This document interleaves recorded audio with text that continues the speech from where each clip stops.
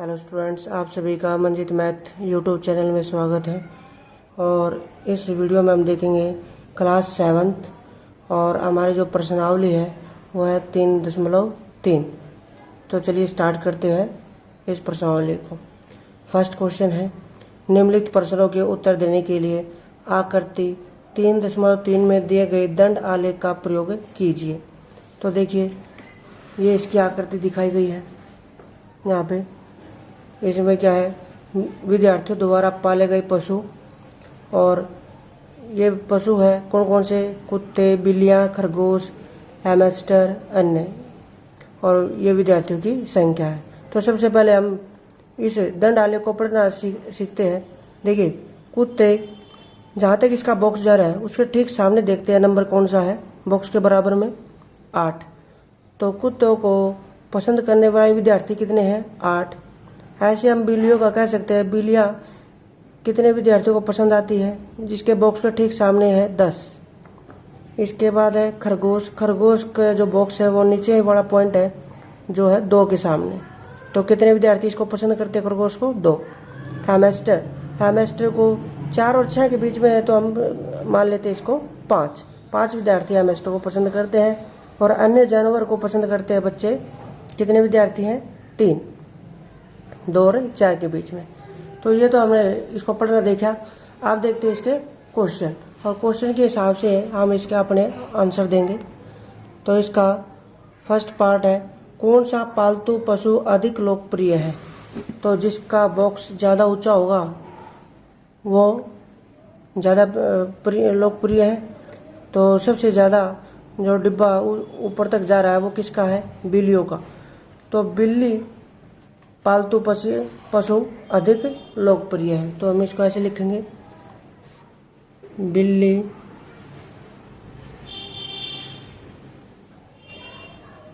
पालतू पशुओं में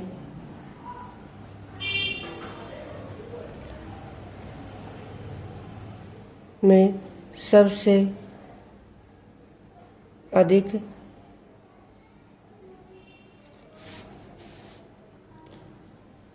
लोकप्रिय है। यह हमारा पहला आंसर है।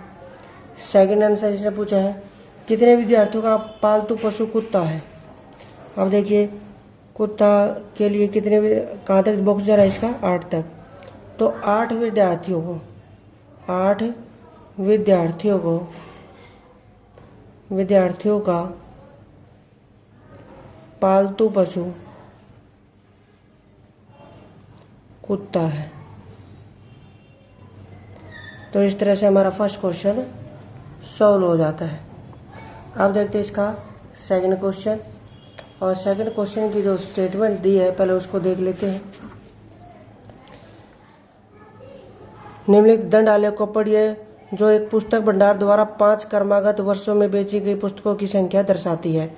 और प्रश्नों के उत्तर देने के लिए कहा है, वर्ष 1989, 1990, 1992 में से प्रत्येक में लगभग कितनी पुस्तकें बेची गई है। तो पहले इसकी ये देख लीजिए, ये इसका दंड आलेख है इस क्वेश्चन का। पुस्तकों की संख्या इधर है ऊर्ध्वाधर स्केल पे, और 1 सेंटीमीटर बराबर 100 पुस्तकें हैं, मतलब 100 का अंदर चला हुआ है यहाँ पे। और ये हमारे वर्ष है 1989, 90, 91, 92, 93। हमसे पूछा गया है 1989, 1990 और 1992 में कितनी पुस्तकें बेची गई है। और ये हमें यहाँ पे निशान लिखा हुआ है। तो हम जो सेकंड का जो फर्स्ट पार्ट है 1989 में, 1990 में जो किताबें बेची गई, और 1992। तो 1989 में हमारे कितनी पुस्तकें बेची गई है, 180 पुस्तकें। 1990 में 475 पुस्तकें, और 1992 में 225 पुस्तकें जैसे हमने फर्स्ट क्वेश्चन का दंड आलेख पढ़ा था, ऐसे ही इसको पढ़ना है। सेकंड क्वेश्चन है, सेकंड पार्ट है इसका, किस वर्ष में लगभग 475 पुस्तकें बेची गई। अब देखिए 475 किस वर्ष में बेची गई है, 1990 में। तो सन 1990 में 475 पुस्तकें बेची गई। और इसके साथ साथ पूछा है किस वर्ष में लगभग 225 पुस्तकें बेची गई। 225 पुस्तकें किस में बेची गई है, 1992। सन 1992 में 225 पुस्तकें बेची गई। तो ये इसका आंसर है। थर्ड पार्ट है इसका, किन वर्षों में 250 से कम पुस्तकें बेची गई। देखिए 250 से कम पुस्तकें किस किस साल में बेची गई है, एक तो 1989, दूसरा 1992। तो इसको ऐसे लिखेंगे, सन 1989 और 1992, ये 1992 दिया हुआ है, में 250 से कम पुस्तकें बेची गई। तो ये हमारा सीधे सीधा आंसर हो जाएगा। फोर्थ नंबर पे है, क्या कहा है, क्या आप स्पष्ट कर सकते हैं कि आप वर्ष 1989 में बेची गई पुस्तकों का आकलन किस प्रकार करेंगे। 1989 में बेची गई पुस्तकों की संख्या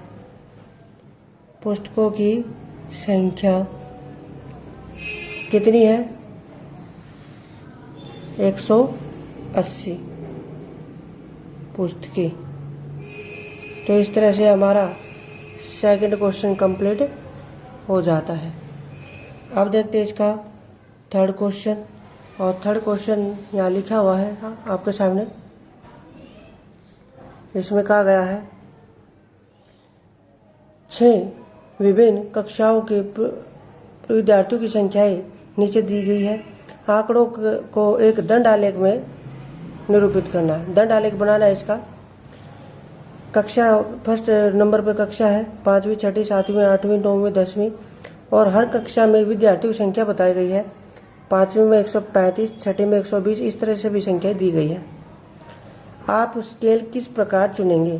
तो सबसे पहले हमें क्या करना है, इसका दंड आलेख बनाना है। तो देखिए दंड आलेख कैसे बनाएंगे। एक स्केल ले लेते हैं और स्केल से हम एक सीधी लाइन खींच लेते हैं और थोड़ा सा और इधर कर लेते हैं, स्पेसिंग इस तरह से। जहाँ पे मिलता है वो है 0 पॉइंट। आप ध्यान दीजिए, जो ये फर्स्ट कॉलम होता है, रो होती है, फर्स्ट रो, ये हमेशा नीचे आएगी। इसका मेन पॉइंट ये सब क्या है, कक्षा। तो इस तरह एरो लगाएंगे और विद्यार्थियों की संख्या ये आएगा खड़ी लाइन में। विद्यार्थियों की संख्या ये ऊपर चलते हुए इस तरह से। आप देखिए जो हमारा बड़ा नंबर है, सबसे बड़ा नंबर, शुरुआत सबसे छोटे नंबर 80 से हो रही है, सबसे बड़ा नंबर है 135। तो हम 1 इकाई, मतलब पैमाना हमारा क्या होगा, 1 इकाई बराबर 20 विद्यार्थी।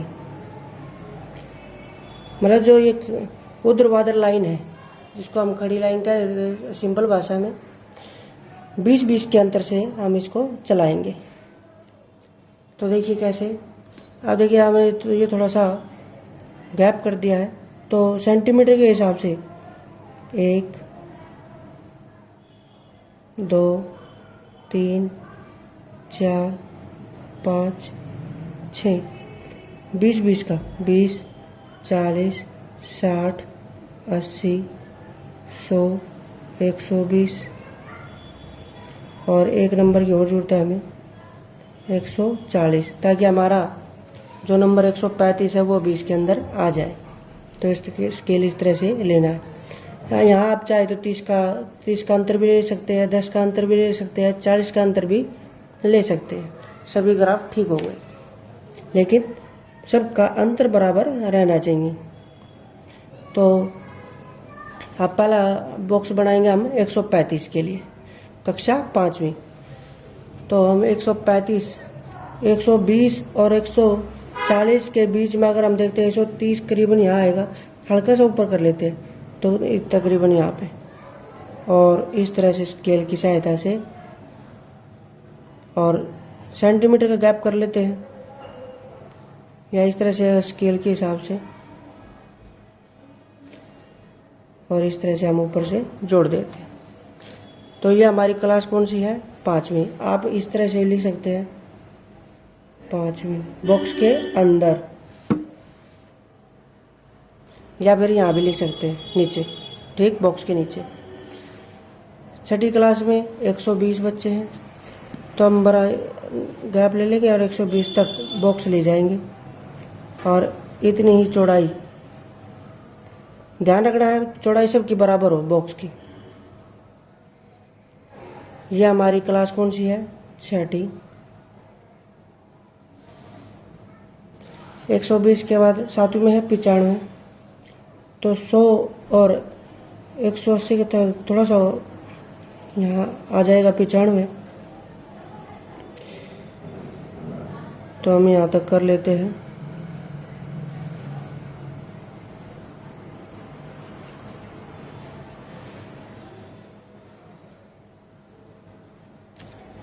ये हमारी कौन सी क्लास है? 7वीं। फिर आते हैं 8वीं में। 8वीं में है 100, पूरा 100 है।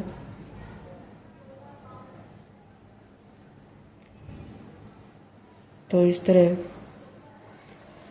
ये हमारे पास होगी 8वीं।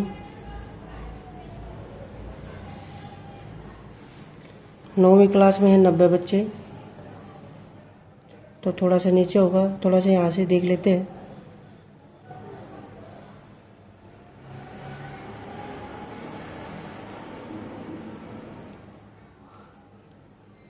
देखिए 95 से थोड़ा सा नीचे होगा 90 का।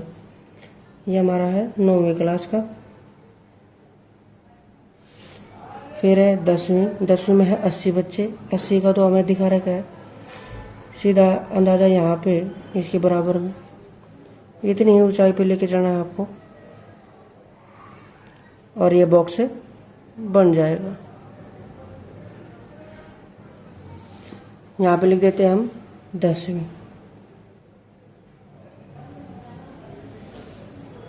तो देखिए ये होता है ग्राफ बनाने का तरीका।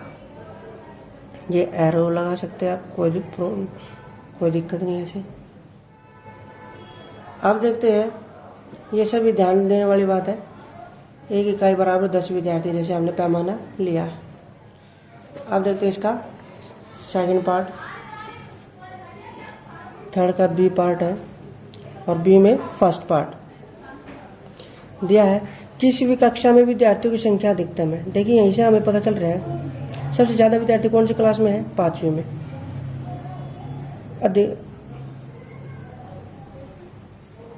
5वीं कक्षा में अधिकतम विद्यार्थी है, ऐसे लिख देंगे, विद्यार्थी है। और किस कक्षा में न्यूनतम है? सबसे कम किसी में है? 10वीं में 80। तो सिर्फ नाम पूछा कक्षा का, 10वीं कक्षा में न्यूनतम विद्यार्थी है। अब इसका सेकंड पार्ट, कक्षा 6 के विद्यार्थियों की संख्या का कक्षा 8 के विद्यार्थियों की संख्या से अनुपात। कक्षा 6 के विद्यार्थी, और नीचे लिख देते हैं कक्षा 8 के विद्यार्थी। तो देखिए कक्षा 6 में कितने हैं, छठी में 120, और नीचे हम लिख देंगे 8वीं की संख्या 100। इसको कैंसिल करते हैं 2 के पहाड़े पे, तो 6 और नीचे आ जाता है 5, जिसको हम कैसे लिखेंगे 6:5। कैसे लिखेंगे 6:5। तो इस तरह से हमारा थर्ड क्वेश्चन सॉल्व हो जाता है। अब देखते हैं fourth question, question number 4। Fourth question में दिया है प्रथम और द्वितीय स्तर का प्रदर्शन दिखाया गया विद्यार्थियों का और उपयुक्त स्केल लेख चुनकर एक दोहरा दंड आलेख। देखिए दोहरा, डबल दंड आलेख है ये, जो हमने पहले किया वो है एक दंड आलेख सिंगल, यहाँ डबल दंड आलेख बनेगा। और इस प्रश्नों के उत्तर दीजिए। तो पहले हम क्या करते हैं, इसका दंड आलेख बना लेते हैं। और दंड आलेख बनाने के लिए हम क्या करेंगे, पैमाना लेंगे 1 इकाई बराबर 10। देखिए फर्स्ट जो ये है ओरिजेंटल होता है, ये मतलब लेटी लाइन, और बाकी जो ये 2 है ये खड़ी लाइन में जाएंगे। इसको ध्यान रखना आपने, पैमाना हमेशा खड़ी लाइन का ही लेते हैं। तो 1 इकाई, देखिए सबसे बड़ा नंबर कितना है इसमें 95, 95 है। तो हम 10 इकाई 10 का अंतर लेके कर सकते हैं 10 अंक, क्योंकि अंक की बात होगी खड़े में। तो इस तरह से स्केल लेके और एक लाइन लगा लेते हैं और यहाँ से एक सीधी लाइन ऊपर की तरफ। जो पॉइंट है वो है 0। अब 10 का अंतर है, आप इस तरह भी कर सकते हैं। जो हमारी कटिंग यहाँ पे आ रही है पहले, तो इस तरह 10 का अंतर है, 10, 20, 30, 40, 50, 60, 70, 80, 90, 100। हम 20 का अंतर भी लेके चल सकते हैं। अब इसमें हमारा मेन पॉइंट क्या होगा, विषय। तो नीचे के लिए हम लिख देंगे विषय और ऊपर के लिए लिखेंगे अंक। जो ये है इस लाइन में सब अंक की बात की जा रही है। अब देखिए प्रथम स्तर, एक इंडिकेशन लगा लेते हैं, सिंपल डिब्बा प्रथम स्तर, प्रथम स्तर, और जो इस तरह की लाइन होगा वो होगा द्वितीय स्तर, द्वितीय स्तर, क्योंकि 2 अलग अलग डिब्बे हैं, एक प्लेन होगा और एक शेड वाला होगा। तो पहले नंबर पे कितना है 67, 67 और 70, 67। तो देखिए थोड़ा सा इधर कर लेते हैं इसको, और ये हमारा पहले स्तर का बन जाता है प्लेन डिब्बा। दूसरे स्तर का, ठीक दूसरे स्तर का इसके साथ बनाना है अटैच 70 नंबर पे। तो इसी को थोड़ा सा बढ़ा देंगे और यहाँ से इसको ऐसे कर देंगे। ये जो दूसरा डिब्बा बना है दोनों इकट्ठे बनेंगे। एक डिब्बा हमारा शेड वाला हो जाएगा और एक बगैर शेड का। और ये कक्षा कौन सी है, ये सब्जेक्ट कौन सा है, ये अंग्रेजी। तो हम इन दोनों के लिए लिखेंगे अंग्रेजी, ठीक है। ऐसे अब सेकंड हिंदी, हिंदी में 72 और 65। पहले हम 72 के लिए बनाएंगे थोड़ा सा गैप करके। ये हमारा 72 का डिब्बा बन जाता है बॉक्स। और दूसरा है 65, 65 थोड़ा सा देखिए इसकी सीधी में बनाना है, अंदाजा यहाँ बनेगा। एक छोटा बड़ा डिब्बा जैसे बनता है क्वेश्चन के हिसाब से उसको बनाना है और इसको ऐसे सेट कर देते हैं। यह हमारा कौन सा सब्जेक्ट आ जाएगा, हिंदी। तीसरे नंबर पे गणित 88 और 95। पहले 88, अंदाजा इधर,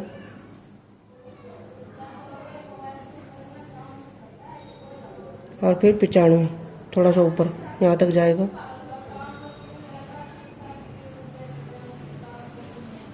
इसको सेट करते थे सेकंड नंबर के डिब्बे को। ये देखिए ये निशानी से लगाया है, ये प्रथम स्तर, ये द्वितीय स्तर। ये सब्जेक्ट हमारा कौन सा है? गणित। फिर विज्ञान की बारी आती है। 81 और 85। 81 में हल्का सा ऊपर,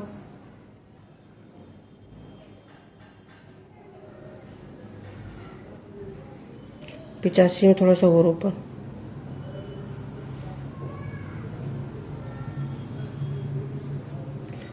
ये सेकंड डिब्बा हमारा इस तरह से हो जाएगा और सब्जेक्ट हमारा हो जाएगा ये विज्ञान। सामाजिक विज्ञान के लास्ट के लिए 73 और 75। 73 के लिए यहाँ पे हल्का सा ऊपर,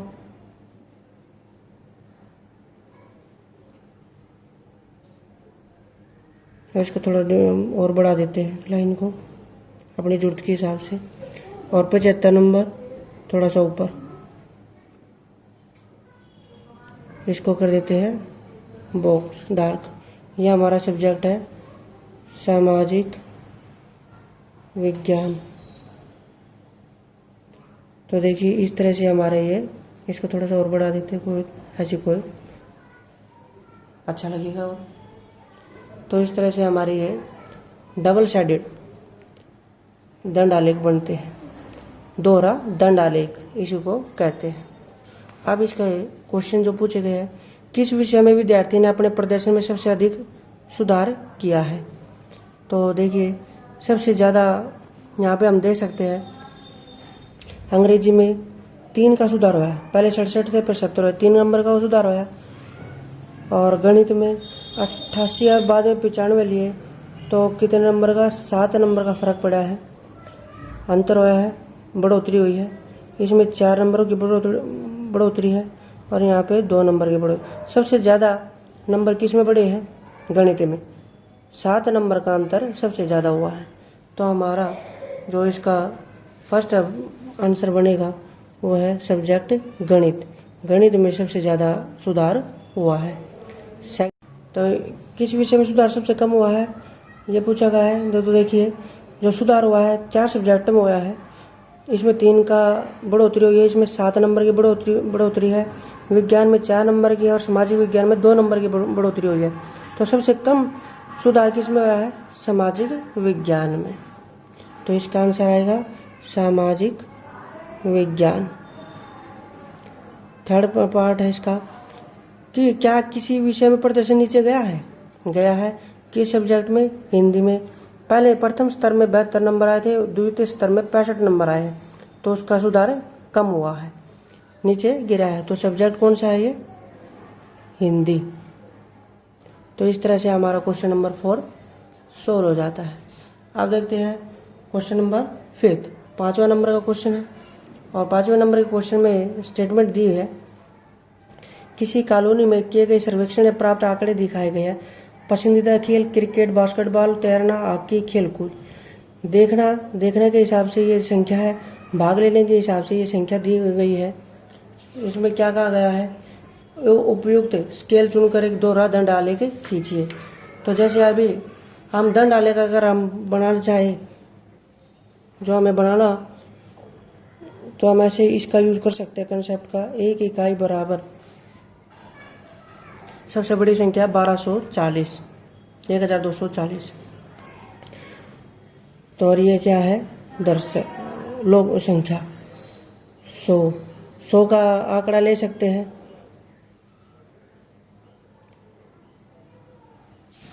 तो यहाँ पे 100 का अंतर ले सकते हैं। 100 लोग या फिर 200 आदमी, या इस तरह कर सकते हैं। और या फिर आप 400, 300, 400 इस तरह कोई भी आंकड़े का इस तरह से खड़ी लाइन में, जैसे हमने पहले किया है, इस तरह का 2 मिला के दंड आलेख बना सकते हैं। तो ये थोड़ा आपको ट्राई करके देखिए इसको, और इसका क्वेश्चन सॉल्व करते हैं। और क्वेश्चन इसकी स्टेटमेंट से ही पता चल जाएगा। क्वेश्चन दिया है देखिए दंड आलेख जब हम बनाएंगे या वैसे भी सारणी से हम देख सकते हैं, आप क्या निष्कर्ष निकालेंगे कि खेल कूद देखना और भाग लेना सबसे कम है और सभी में संख्या ज़्यादा है। इसका सेकंड पार्ट अगर हम देखते हैं तो इसमें दिया हुआ है कौन सा खेल अधिक लोकप्रिय है। तो यहाँ हम देख सकते हैं कौन सा खेल अधिक लोकप्रिय है, क्रिकेट। कौन सा है? क्रिकेट। तो हम इसका आंसर इस तरह से लिख सकते हैं। यह हमारा सेकंड पार्ट है। फर्स्ट पार्ट का मैंने थोड़ा तरीका बता दिया है, उसको इस तरीके से आप सॉल्व कर सकते हैं। तो हमारा क्या बनेगा? क्रिकेट। सेकंड पार्ट है, सेकंड पार्ट में देखते हैं खेलों को देखना अधिक पसंद किया जाता है या उनमें भाग लेना। तो देखिए खेलों को देखना की संख्या ज़्यादा है भाग लेने से, तो खेलों को देखना अधिक लोकप्रिय है। खेलों को